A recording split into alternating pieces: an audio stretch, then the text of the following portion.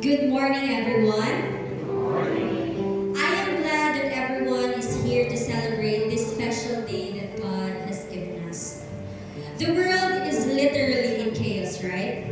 It is a fact na dili nato malinay from the spike of price sa gas, so worrying about our safety, it is just few things na dapat nato atubangon aside from the individual struggles we have in our lives. In fact, at times like this, it can be hard to go to church and continue trusting God. But everyone here today, I am sure all of us believe that whatever happening in our world right now, our God is much bigger. Our God is much powerful that He should be continued to be offered the highest of praise and worship He deserves. Amen ba? And with that, I am requesting all to please rise. Despite everything happening around us, I pray that we reach a point when we can fully surrender everything to God. May trusting Him never become difficult for us because in every situation we face, it is He who protects us. Through it all, even when life feels uncertain or unfair, it is by His grace that we continue to live. In both the good and the bad moments, His love carries us and reminds us that we are never alone. Church, this morning, let us set aside our worries and lift our hearts to Him. And let us stand together and worship the one who has been faithful in every moment of our lives. Let us worship our God through singing these songs.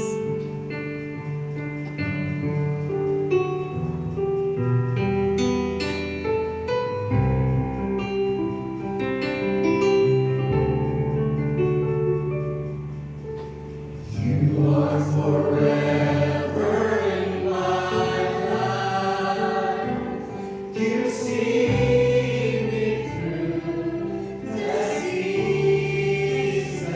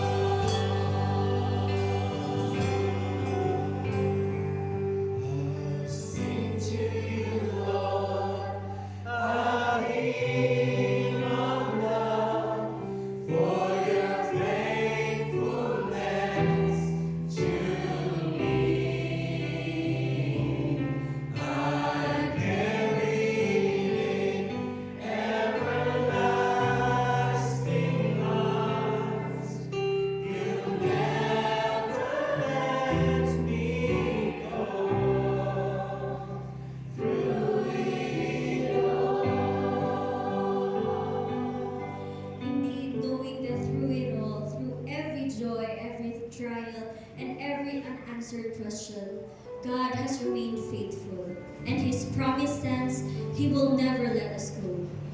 Sometimes when we come before the Lord, we think we need to hide the broken parts of our lives. But the truth is, God does not ask us to come to Him perfect. He invites us to come as we are. The Bible reminds us that those who are broken are not forgotten. In fact, they are blessed because their hearts are open for God to move and bring healing. So if today you came here carrying burdens, pain, and answered prayers, know that the Lord sees you. He is near to the brokenhearted, and His healing touch is always ready to restore us. As we sing this song, let it remind us to keep holding on, because this is not the end. Our hope is in the Lord, and when we keep our eyes on Him, we can trust that His promises remain true. The kingdom belongs to those who trust Him, even in the middle of the storms. So brothers and sisters in the Lord, let's continue to worship our God with open hearts.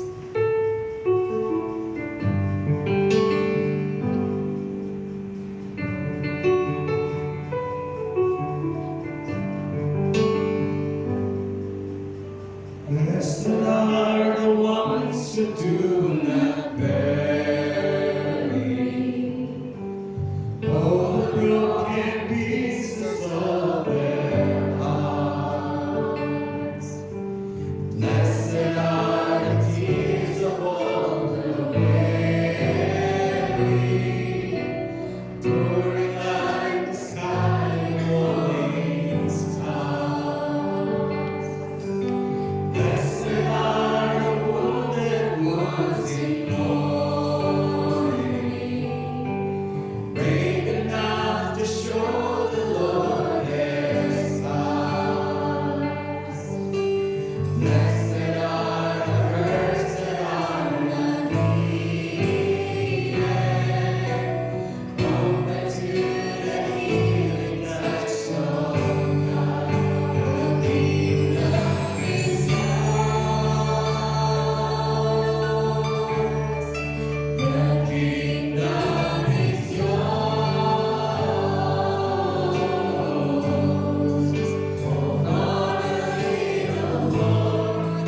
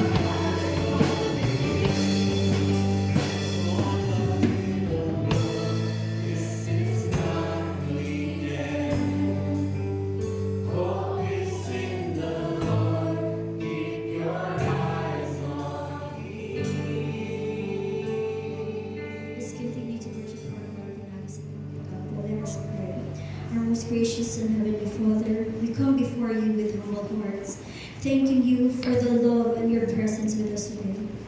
Lord, you see every heart of this place, O God. The broken pieces we sometimes try to heart, silent tears of weary, the wounds that many us carries, yet you remind us that those who come with you, O God, are blessed and you will restore us, O God.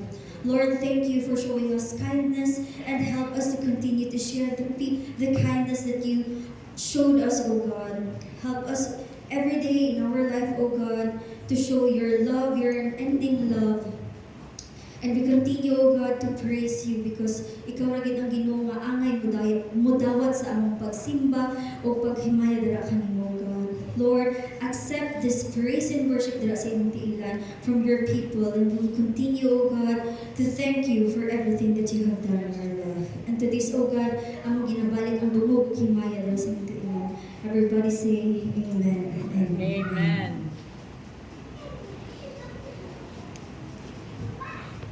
Pagpapili sa partido. For scripture reading, nabasa din sa Matthew 11 verses 28 to 30, then nakita sa 2 Corinthians chapter 6 verse 14, and Leviticus chapter 25 verse 10.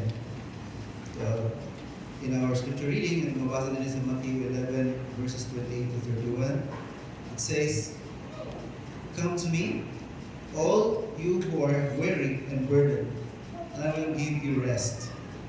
Take my yoke upon you and learn from me, for I am gentle and humble in heart, and you will find rest for your souls." And now let's go sa 2 Corinthians chapter 6 verse 14. It says, "Do not be unequally yoked together with unbelievers. For what fellowship has righteousness with lawlessness? And what communion has light with darkness?" And lastly, sa Leviticus 25 to 10, yun din ha, "Consecrate the 50th year and proclaim liberty throughout the land to all its inhabitants. It shall be a jubilee for you. Each of you is to return to your family, property, and to your own clan." May the Lord get blessed by the reading of His words. And I was seated. Now, before to aminaw sa business and work, aminaw kita sa awit nga ikahatag ka nato sa atong sisilip po.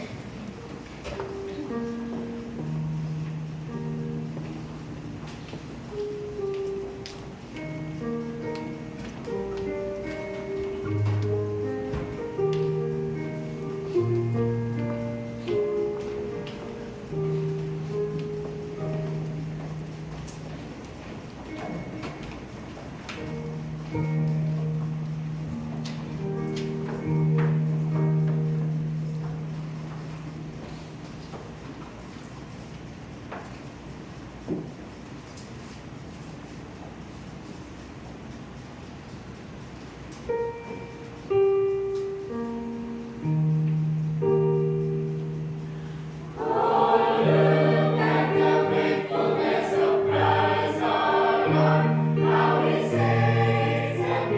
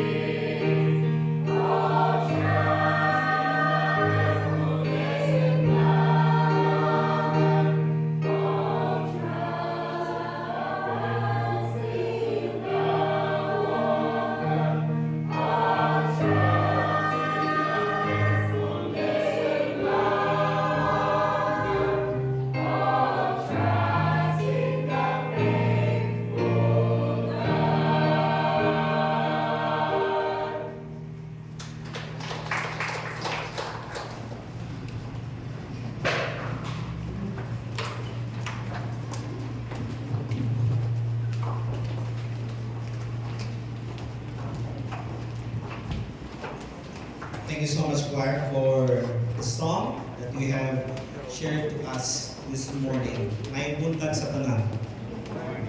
Ang mga nahong ninyo, marami di mo napiktado sa sa presyo sa upload. Salamat sa Ginoo. Murag okay. Murag if you notice, diya sa may eskwelahan sa City High, sa una, kung mag-walking, kung murag nagutok, murag nagluwag-luwag. No? We can really observe the impact of the crude crisis, the oil crisis. But anyways, we still put our trust in the Lord Jesus Christ. Our topic today is about the yoke of holiness. Nanata sa Beyond Belief Part 11. And I'm sure namoy idea unsa ang itsura sa yoke. Dili dayon ka. Dili tong best friend sa atong kidney, yoke. And if as far as I can remember, the last time na nakakita ko yoke was during elementary years. Pumato ko sa Talkan or sa Isulan ng agi mga farmlands, and dito ka makita mga baka na giyok, mayugo, para siyempre mas paspas ang pag-araro, mas paspas ang dagan sa proseso, sa farming, kung may ginayog ka, duwa ka, or more na baka.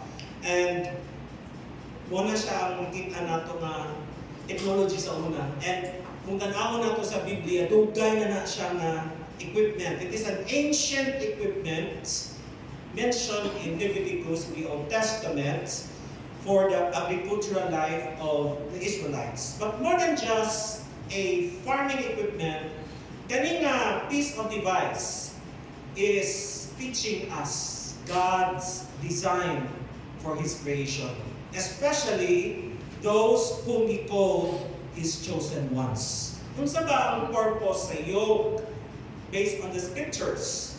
Well, initially, ginagamit siya to join two animals together. Secondly, it sets direction. It leads where the yoke is going. So, wala choice ang partner sa isa, kung asa pa ato ang isa, dito ginamuadto. And it serves as discipline. Kaya ang yoke is a training equipment. Lastly, it determined the burden. Kung bugat ba o gaan, depende na kung asa ka nagayok. So the question before us today is not a small one. It may be the most important question that you need to ask yourself. Who or what are you yoked to? Saan o kanino ka nakakabit ngayon? Because whether you deny it or not, all of us are yoked to something or someone. It's either with Christ or with the world.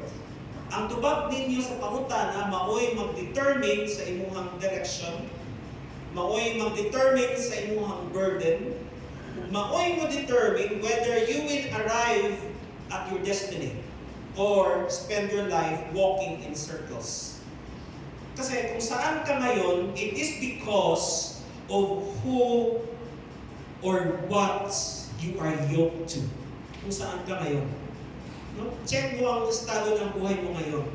That is the result of whom or what you are yoked to. So whether you are growing, whether you are stagnant, whether you are progressing, or whether you are lazy or prideful, that is a reflection of your yoke. So this morning, we will study ang biblical concept of the yoke, especially through the lens of holiness. Nindot mo study sa pulong sa Ginoo kung lens sa holiness atong tanawon, because it will help us see ang lalim ng isang subject in a way we have never seen before. So, para maintindihan nato ang yoke of holiness, balikan nato ang roots. Bago si Jesus nag-speak about His yoke, bago si Paul nag-mention about His yoke, God already has been showing His people a picture. No? He built a pattern, He built a rhythm into their lives. No, napag-usapan natin to last Friday. That is an introduction. So, ang pattern, ang system, He placed it sa calendar ng mga Israelites. He placed it in their lands and even in their time. And tinawag na sa atong Diyos na Sabbath year or the year of the Jubilee. Usa ka ng Sabbath year. Ang Ginoo, gimanduan niya ang Israel, every 7th year, stop working. Huwag mag-araro, bawal magtrabaho. Let the land rest, no? Papahingahin ang lupain. So do not sow, do not prune, do not harvest in groups. Pag gusto lang ka, magkuha, pero do not till the land like the way you do. So the land gets a Sabbath, just like everyone gets a Sabbath day. So think about kung saan requirement ni Ana. It required radical faith. No, dili lang simple nga faith, dili lang ordinary faith. Ang Sabbath year requires radical faith. Because ang isa ka manguma, kung kukunong ka sa pagtalong, gutmon jud ka. 1 year ba yan? 1 year ang Sabbath year. So we have a Filipino saying, kapag walang itinanim, walang aanihin, because that is connected to reliance to our effort in preparation for our future. But ang Sabbath year, it teaches us, don't plant. Do not till the ground. Sagdi ang lupain. Every 7th year, because as God puts to rest His land that He owns, He wants us to trust in His provision. Ingana ba ang sistema sa Garden of Eden? No, sa panahon ni Adam and Eve, kung wala pa sila nahulog sa sala, there's no tilling of the land. They just rely on God's provision. But God said, para dili makulbaan ang tao sa 7th year, para dili siya mag-worry, nag-promise siya. Tingnan niya, I will command my blessing in the 6th year so that it will produce a crop sufficient for 3 years. So, di ba nagtatanim naman tayo when sin came? That's the time that Adam learned to lead, to know agriculture para mabuhay. Pero ang Sabbath year is a test of one question. The question is, do you trust me more than you trust your efforts? Kumbaga, ang imuha pang pagtanong o pagpanikamot lang ba ang makabuhi nimo? That's the issue there in the 7th year. So this is the first movement of holy living. In relationship with God and His people, in His economy, it is the movement of trust. So pinatudloan ka sa Ginoo, He teaches His people that holiness is not about self-sufficient living. That holiness is about God-dependent living. When you are yoked to the right one, when you are yoked to the right partner, you will learn to rest your effort and you will learn to trust His provision. Kaya lang, God did not stop there. Every 49 years, that is 7 cycles of 7. So, 7 Sabbath year times 7, that is the year of the Jubilee. And on the Day of Atonement, in the year of Jubilee, they will blow a shofar. What's a shofar? A horn. Paki-play daw. Paki-click lang daw na. Yan. Mauna ang shofar.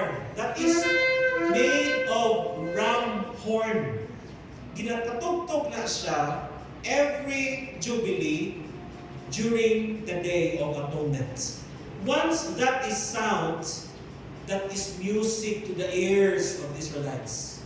Nga naman, because once madunggan na nimo at the Day of Jubilee, or the year of Jubilee, and in the Day of Atonement, tanang utang cancel. Wala na utang. Every debt was canceled. Every slave was freed. Every piece of land na gikuha sa imuha, na gibayad nimo, ibalik sa imuha. Every displaced person na nihawa silang property kay muna ang ilang pambayad, ibalik sa ilaha. That is beautiful. The year of Jubilee. The Jubilee is also considered God's divine reset button. So everything was reset. Anything ang gikuha sa imo, ang gibaligya nimo, ibalik sa imo. Kung may utang ka, wala na. Chokes na. Labi yung paminaw no, nga naka-impas kasi kung loan. Ay, kanang 2 years din gibayad na, nag-ano kang cellphone nga worth 35,000, and after 2 years, ay, kanami ginhawa. So the message of that is God's one way of saying, no matter how far sin has broken you, no matter how deep the depth, no matter how long you have been in bondage, when the trumpet sounds, everything goes back to the way He decided. That is the day or the year of Jubilee. And the name trumpet of Jubilee, according to scholars, it is understood as a prophetic picture. Kay mo ba ang trumpet na madunggan po nato when Jesus Christ comes? They are not exactly the same historically event, but they are deeply connected symbolically and theologically. In 1 Thessalonians 4:16, it says, "For the Lord Himself will descend from heaven with the trumpet of God." So every time the trumpet of Jubilee sound, it was a preview of the greater trumpet that would one day announce the return of Jesus Christ. So ang Jubilee dili lang ni Balaod, it is a prophecy nga ang Ginoo nagsaad sa ilaha, one day someone would come and press the final resets. So every Sabbath year, every Jubilee, merong 5 important movements. May pattern kung saan God was teaching His people to follow. First is reliance. Rely ka sa Ginoo sa 7th year, dili ka magtanong, rely lang ka sa ipatubog sa Ginoo. Dito no, mga experience nato na, di ka na po magtanong, mula lang ito sa ipatubog sa Ginoo, mag-harvest lang ito sa available din ha. And second is rest.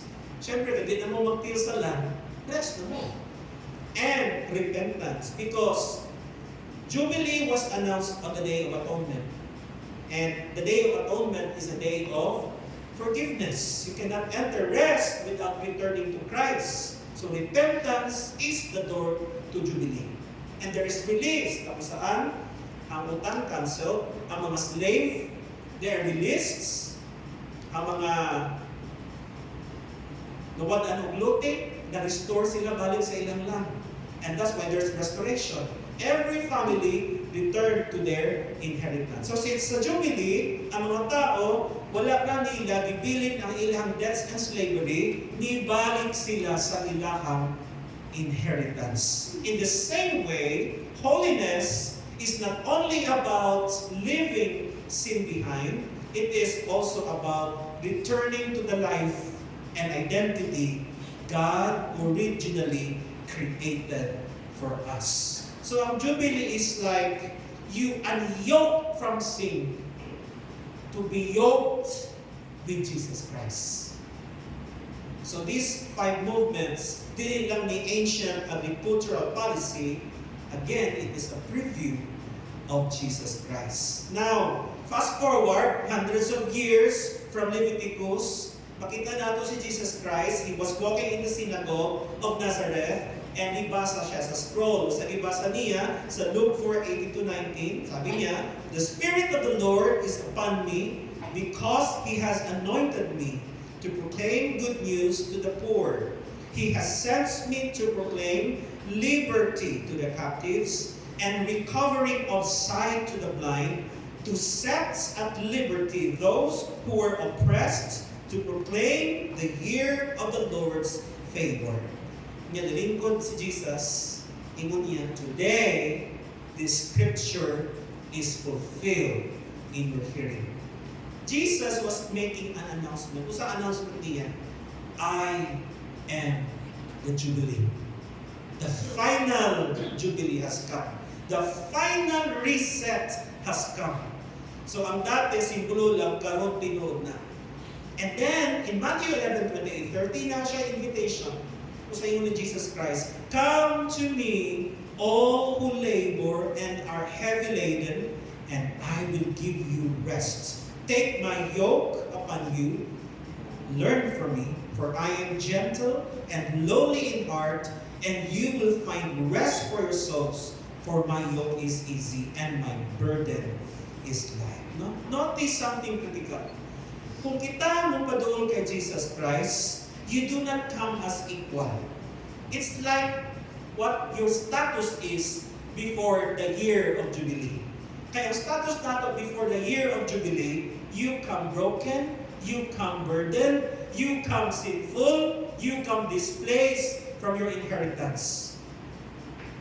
Iana po ang sistema when you come to the Lord. There is a change. There is an unequal status. And yet, si Jesus Christ, He accepted us. Idawat niya ang yoke for us. He puts it on sa iyang shoulder along with our shoulder because He is infinitely stronger. He carries the weight that would crush you. Because He knows the way, He sets the direction, because He is holy, and He will impart that holiness in us. That's why ang yoke is also called the yoke of grace. He yokes us in our weaknesses and transforms us into we are, or until we are aligned to Him. So, ang duha ka oxen, dili sila pwede maghiwalay, nadikit man. Way mahimo ang isa, kung asa ang isa na stronger, musulod na dito. They cannot pull in different directions. Over time, ang weaker oxen will just follow. And later on, mag-adjust na siya sa pace. Ang tawag na sanctification. And that is holiness. Dili na siya rules na yung ginasunod, but a transformation that takes place because you chose to stay in the yoke of Jesus Christ. So, day by day, step by step, your walk begins to look like His.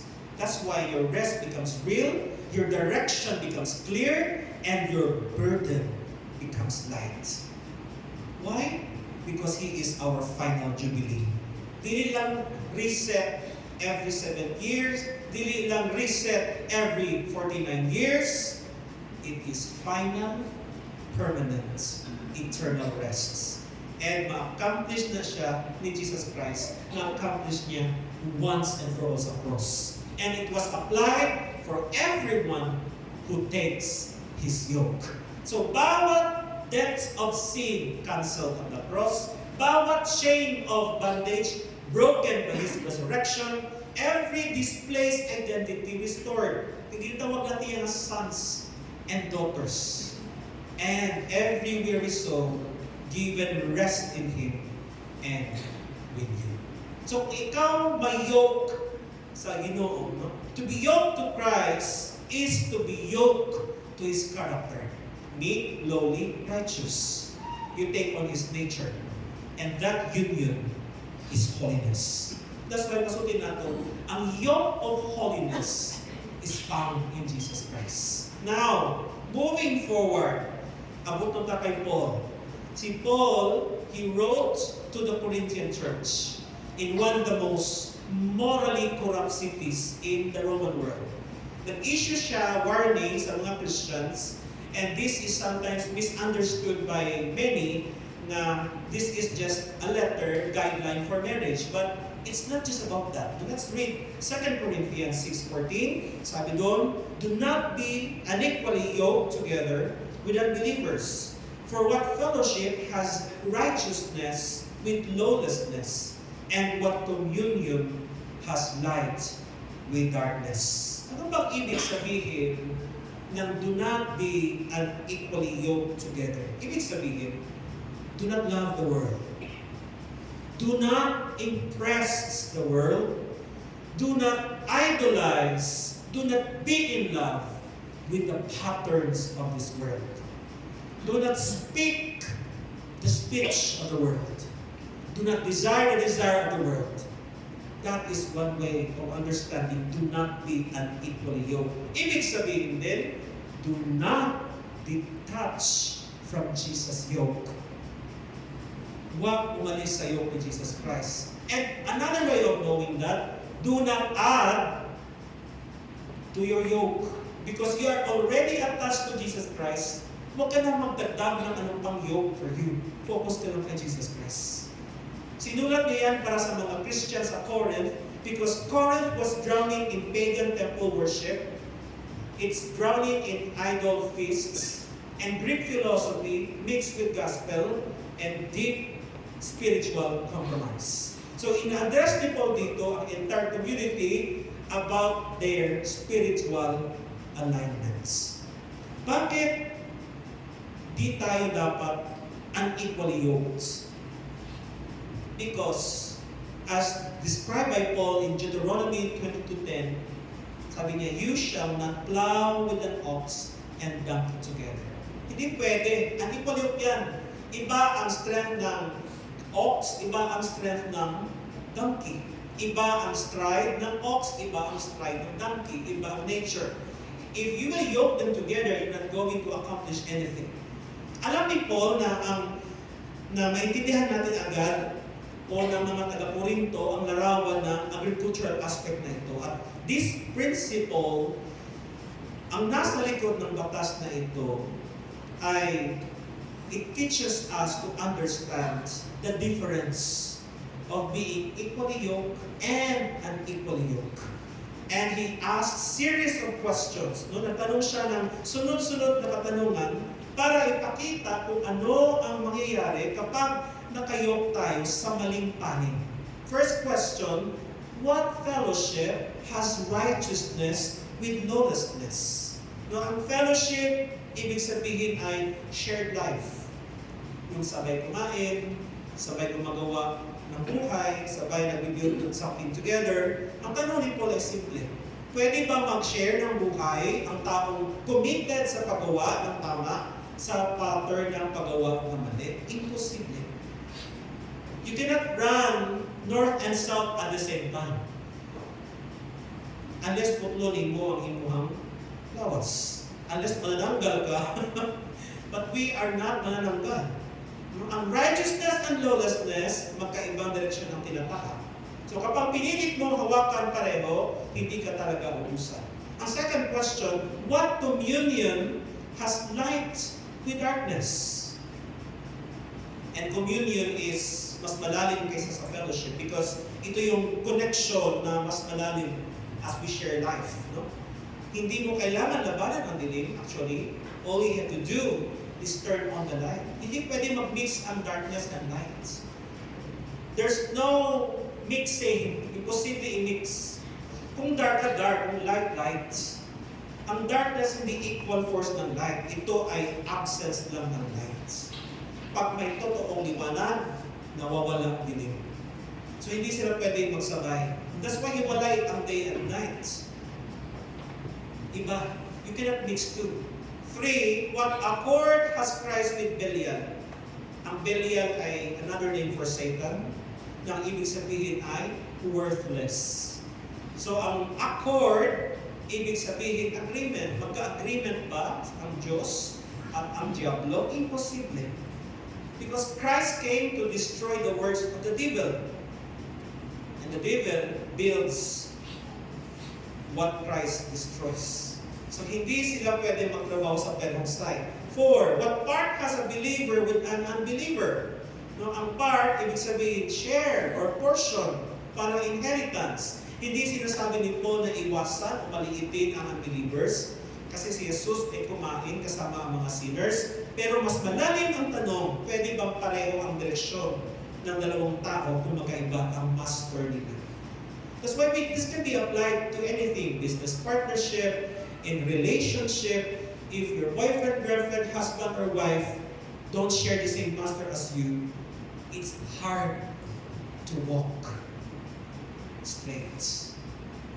Pwede mong mahalin ang isang tao, pero kailangan mo rin tanggapin minsan na magkaiba kayo ng patutunguhan. 5, what agreement has the temple of God with idols? Ito yung pinaka-personal. Kung sabi ni Paul, you are the temple of the living God.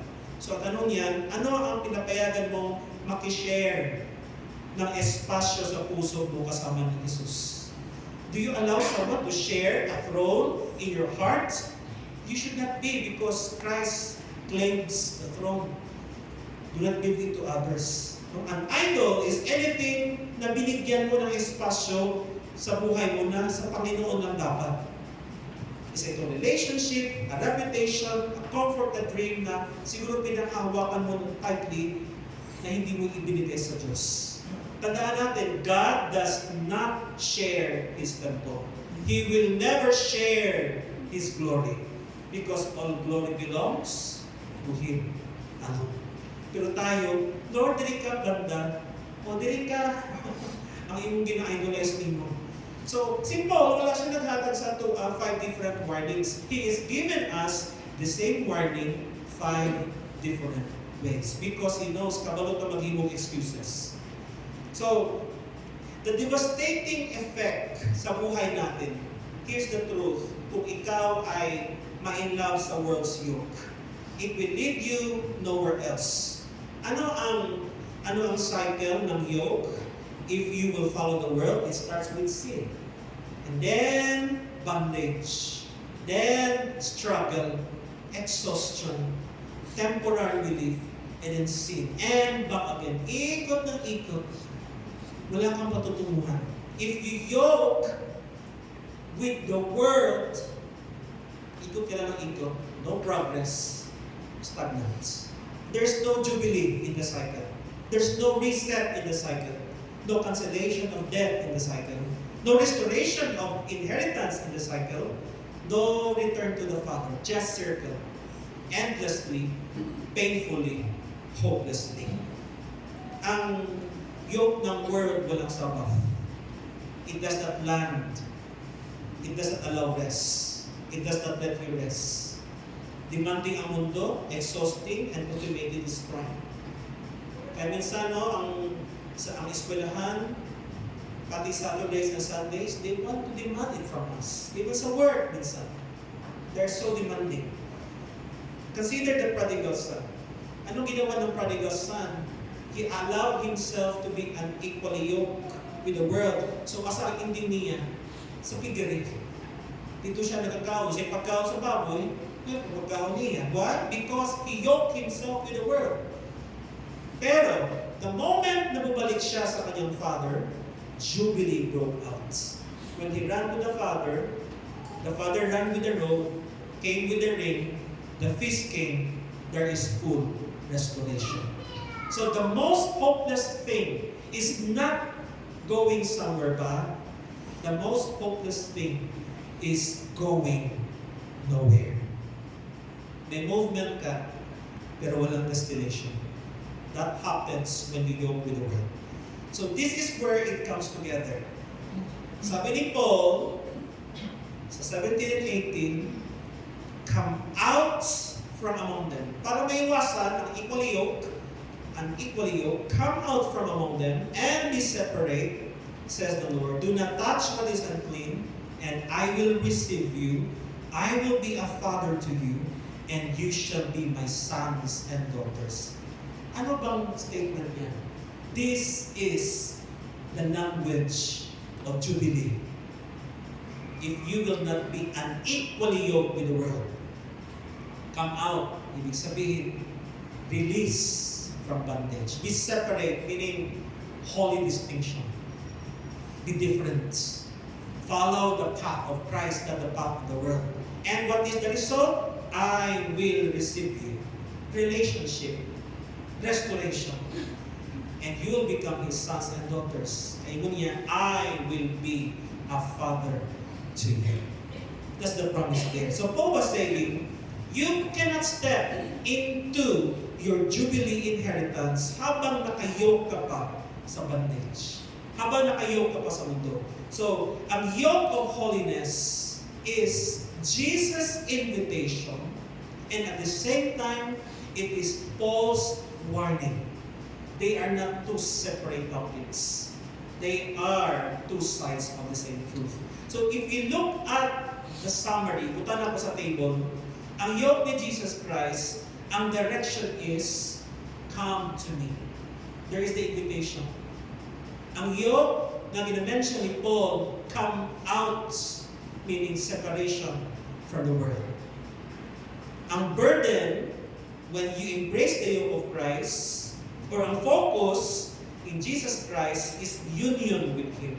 Ang yoke ni Jesus, ang focus is union with Him. Ang kay Paul, separation from the world. The burden sa yoke ni Jesus Christ, kung saan? Light and easy.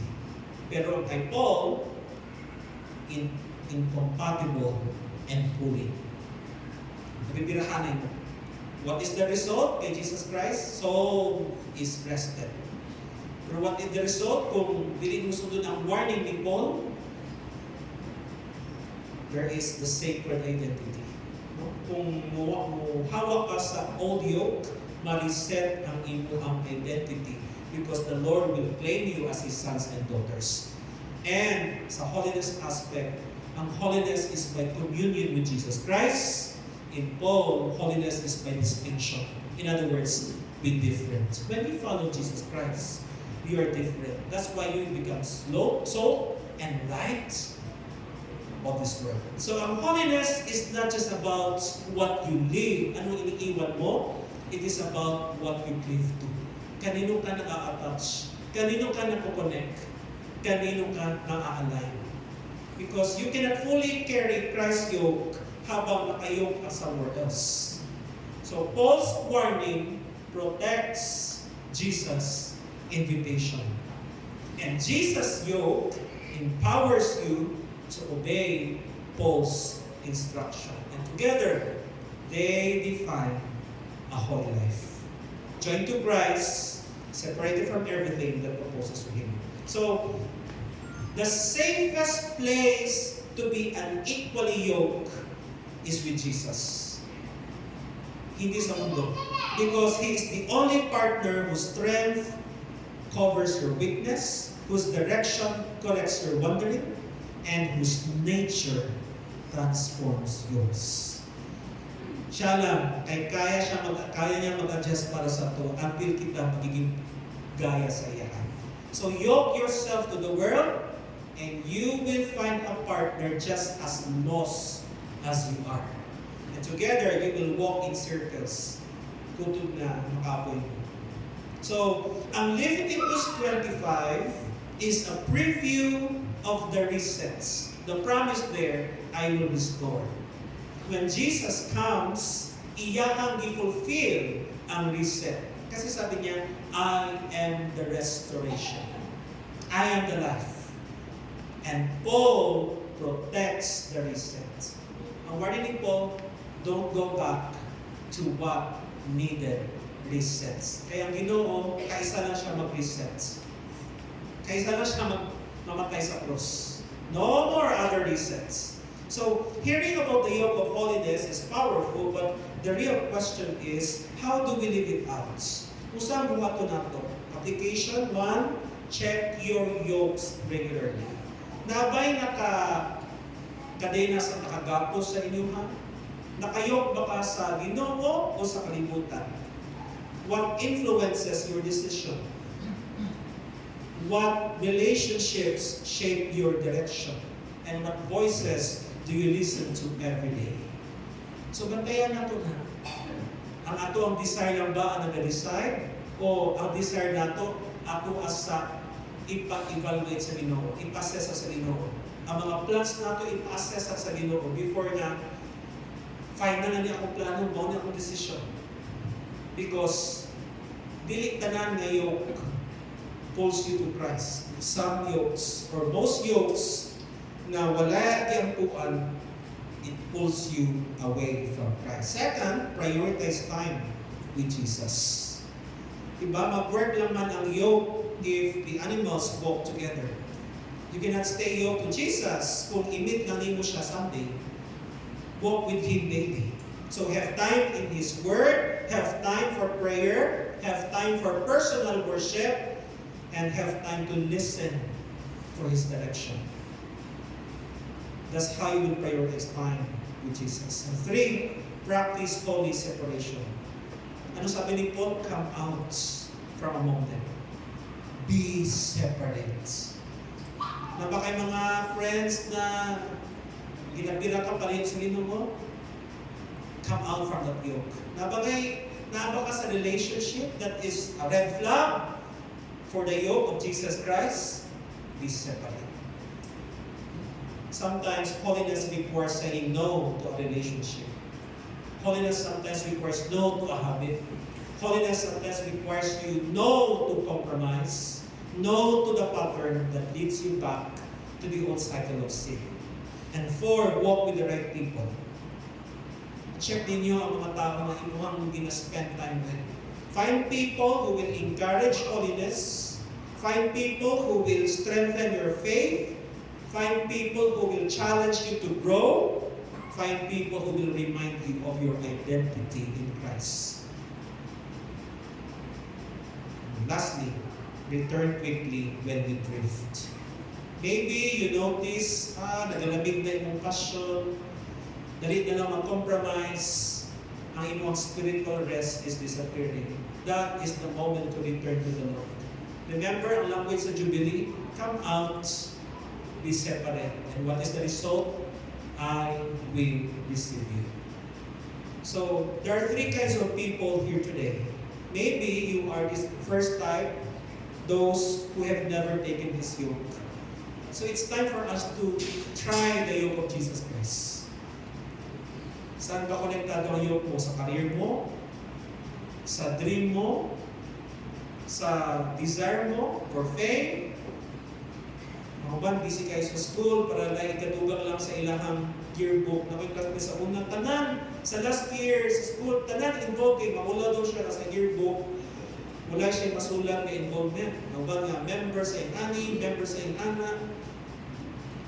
Pero sa church, 0. Kung sa hayang mga parents, proud kayo ta-impose ang atong mga achievements sa atong mga anak. We post that online.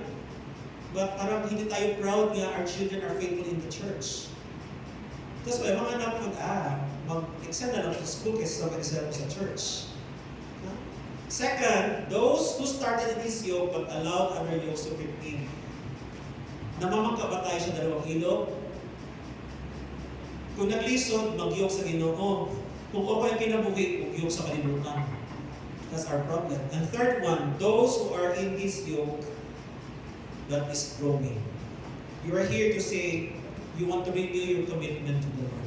So whichever you are, the invitation is the same. Jesus said in Matthew 11:28, "Come to me, take my yoke, learn from me, and you will find rest for your soul."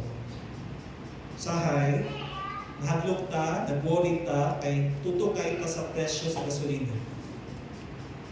We're the same God who gave the promise. Mahulay, ako bahala sa pagpatubo sa mga blessings for you. Kasi kinahanglan nato trusts. Do not exert so much effort in order to survive. First thing first, trust Him. And you will gain rest for your souls. Let us pray. Heavenly Father, we thank you for allowing us to understand once more the year of Jubilee that is found in you, O Jesus. Thank you for the life of Paul who warned us kung asa ba mi nakaangkla. Say, Lord, we are so busy in school, busy in work, career, we are busy building up our own kingdom and name. We did not notice malayo na pa kami sa iyo mo. And so we find ourselves lost, we find ourselves tired, we find ourselves depleted, weak. Pero salamat Panginoon because the invitation is still open. The offer still stands. And we want to accept that offer, to walk with you, to learn from you, and to find rest in you. In Jesus' name, amen.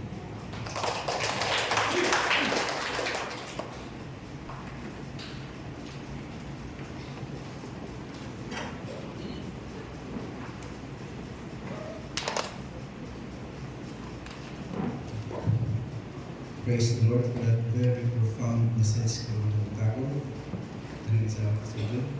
One that resonates with me is that whether we like it or not, nakayoke kita to somebody else, to someone else. And when we are going to yoke to somebody, someone na wala ka na used to, na ginay-discomfort. So, praise the Lord for that realization. No? Na when we yoke upon the Lord and there are discomfort, makita na sometimes ang way sa Ginoo is doesn't make sense no, sa ating perspective. But we just have to trust the Lord. So, praise the Lord for that. So, karong nagsunat, sa presentation ng presentation ng karin, generate a passage sa scripture na ito mabasa din sa Luke 8:38, nag-iingon, give and you will receive your gift in return to you in full, pressed down, shaken together to make room for more, running over according to your love. The amount you give will determine the amount you get back. Pero nagsundan ng time where kita maghakas ng blessing offering, and we are just 3 words for the leaders. Please pass the offering.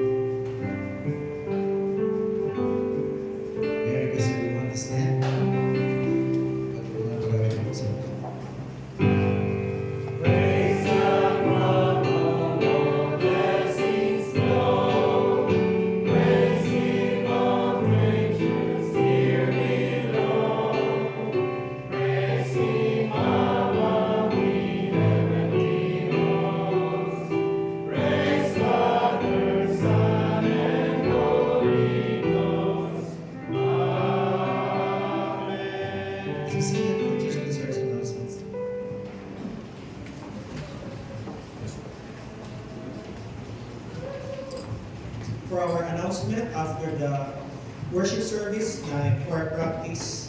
So calling on women na kanta alto, soprano, tenor, and bass to please stay for your practice. This is for the women's month, no, sa last Sunday of this month. And then, salamat sa Ginoo sa ato ang children's ministry na tay additional teacher na si Leonel Macarugala. So, papakan na masaya involvement sa ato ang church. And ato ang prayer sa prayer ministry every Friday, nagpadayon lang gihapon. So far, maragaya pa man. I-integrate na lang nato na kung nahulog tayo 150 ang gasolina. Integrate nato na sa church service and prayer. But so far, I think we can still manage to continue with our Friday ministry. So join us at 6 every Friday. This weekend, Friday no, walay kasi may trabaho no, because of holiday. It's a Muslim holiday this Friday.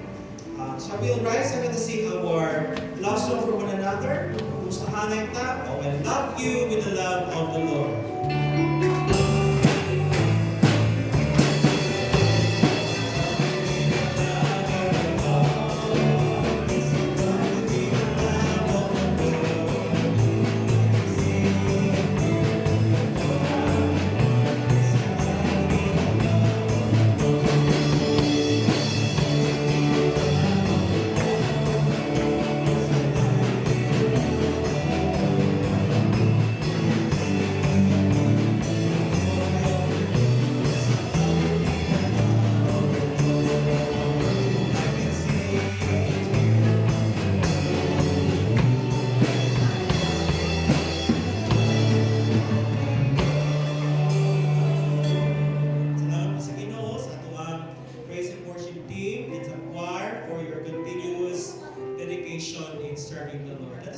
our closing song, Everlasting God.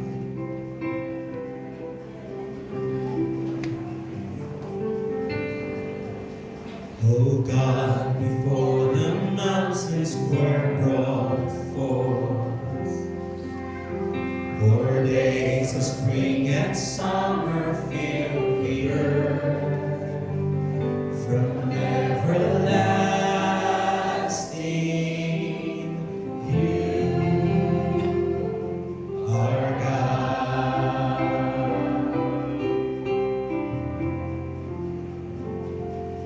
We dwell beneath the stars in ancient skies. 1,000 years are nothing in your sight. From everlasting, you are God.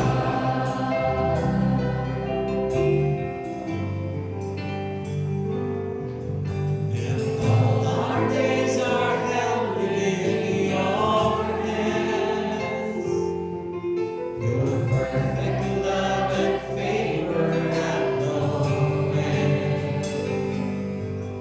We rest within the wisdom of your plan, everlasting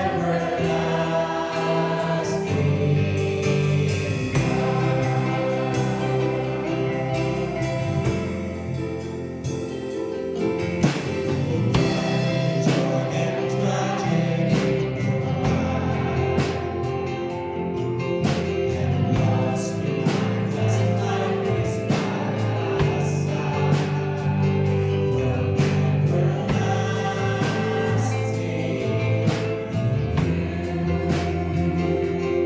our God.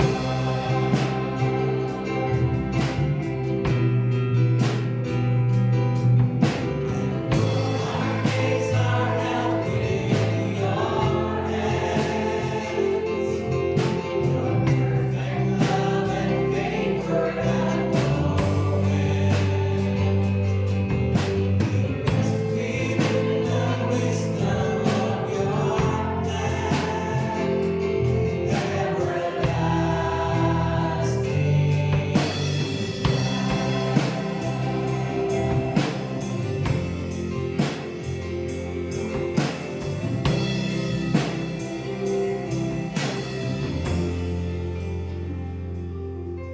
O God of light, our ways are known to you. But by your grace, you're making all things new. So satisfy us in our numbered days. Establish every effort by your way.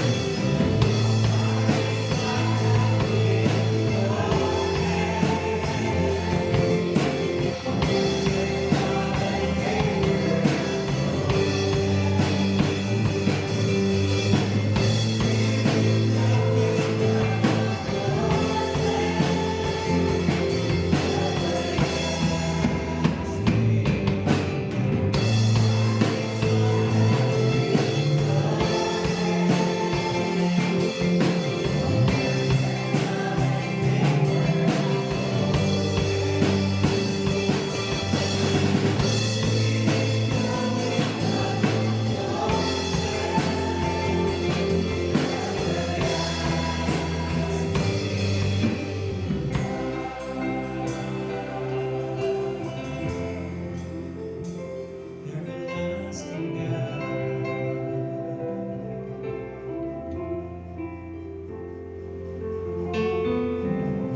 Lord, this morning you've just unlocked spiritual truth for us to follow. The one that you decide or you designed even the time in Leviticus where you want us to fully trust you. Yes, this oil crisis, Ang katapat lang niyan, Lord, is living a life of jubilee with you. You've already grant us favor. I know you will never allow your children to suffer. Lord, you will allow na wala na yung pagkaon mapuntahan sa mula mesa. We've experienced the worst during the times of pandemic, and we can still experience how you will miraculously provide our needs and sustain us sa panahon sa kawaton. Because as you have promised, life will always be good because you hold our lives in your hands. That's why future is secure. Our part is not to worry. Our part is to trust and rest in your promises. In Jesus' name, amen.